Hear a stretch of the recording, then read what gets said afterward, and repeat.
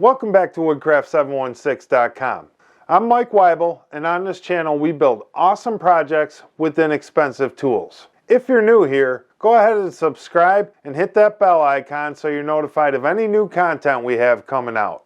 Last week, one of our new subscribers, Tim, asked if we had a way to make a box joint with a table saw that won't receive dado blades. And as it turns out, there is a way.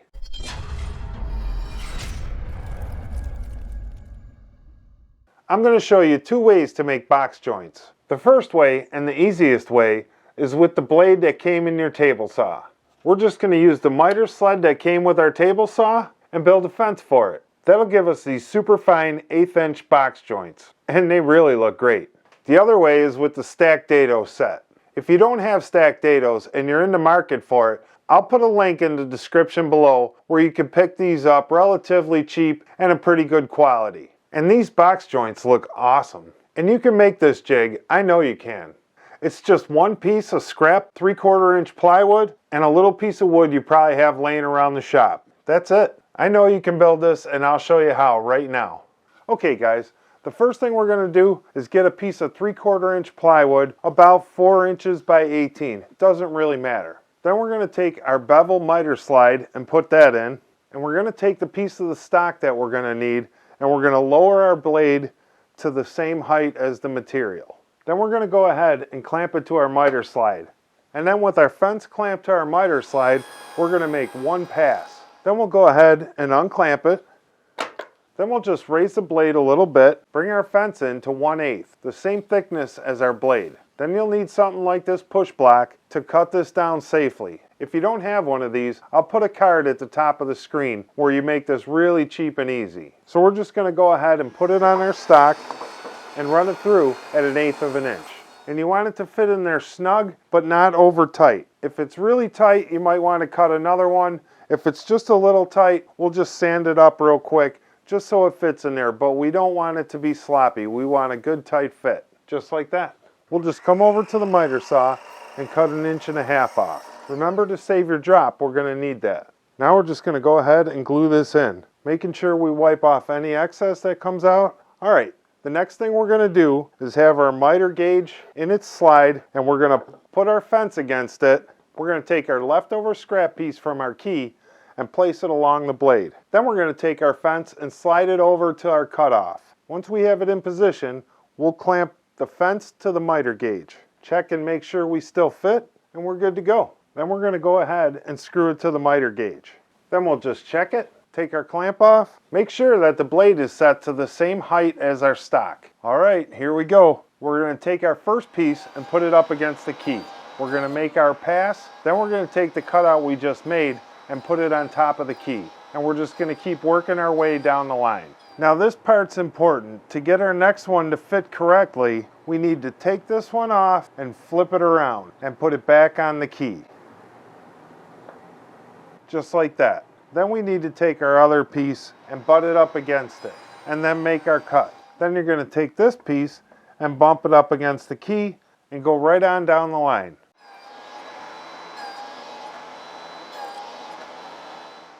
Just like that. The second way we're going to make these is with the dado stack. If you don't have a dado stack and you're interested in one, I'll put a link in the description below to one that's fairly inexpensive and a decent quality. To start this, I'm just going to take a piece of hardwood. You could really use any wood, I just prefer the little notch to be hardwood. And we're just going to cut a strip at 1/4 inch. Then we're just going to take this over to the miter saw and cut it at about 1 1/4 inches. Just like that. And now we're just going to swap out the blade for some 1/4 inch dados.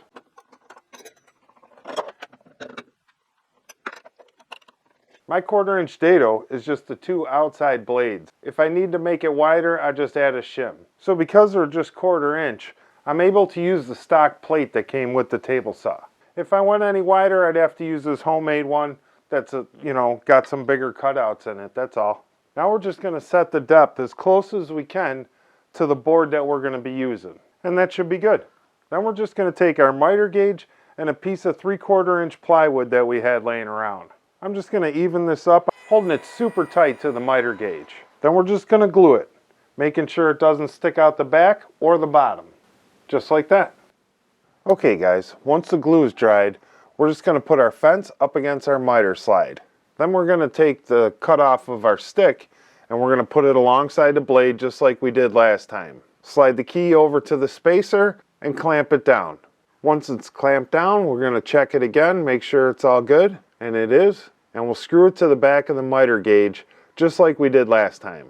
And we should be good to go. So I'm going to lay these out like we're looking at the inside of the box. Then I'm going to go ahead and label each corner with a corresponding number. Then I'm going to take them back over to the table saw. So I'm just going to take the number 1 piece, I'm going to lay it up against the key, and I'm going to make 1 pass. Then I'm going to take that piece, flip it around, and put it on the key like we did at the end of the last run. But I'm not going to cut the other notches out yet. I'm going to take the other half of the corresponding number and bump it up against that one and make a pass. Then I'm going to flip around the first piece again and put it back on the key.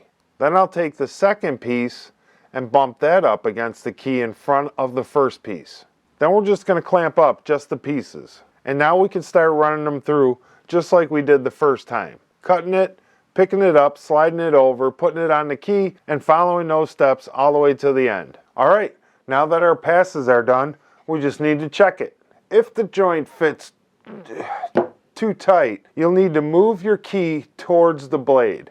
And if your joint's too loose, you'll need to move your key away from the blade. And there you have it, these awesome box joints. I knew you could make these. These simple box joints are a great way to showcase your talents in your woodworking skills. They're not hard to do and they look really awesome. And these jigs are so easy to make, anybody can make them. If you got any value out of this, subscribe, like, and leave me a comment. Let me know your thoughts on these. And remember to always create and inspire. Thanks for watching. We'll see you on the next video.